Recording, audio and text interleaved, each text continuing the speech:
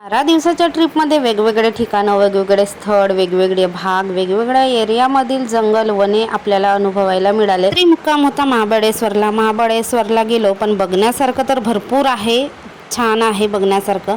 पण आम्ही काही बघितलंच नाही, कारण इतके धुके होते आणि दिवसभर असा प्रचंड पाऊस होता. त्याच्यामुळे आम्हाला बघायला काही एवढं जमलंच नाही. 1-2 पॉईंट बघितले आणि आम्ही आलो. ज्यावेळेस मी प्रेग्नेंट होती रुद्रांशच्या वेळेस, मला 6वा-7वा महिना असेल, त्यावेळेस आम्ही गेलो होतो. त्यावेळेस बरेच असे पॉईंट बघितले होते. त्यातीलच 1-2 पॉईंट बघितलं आम्ही आणि आलो रिटर्न. कारण ते धुके आणि पावसामुळे अजिबात जमलं नाही आणि ते पॉईंट बघण्यात मजाच नव्हती. मग आलो. येता येता आम्ही बाजीनगर होता पुढचा प्रवास आणि जाताना लागली जेजुरी.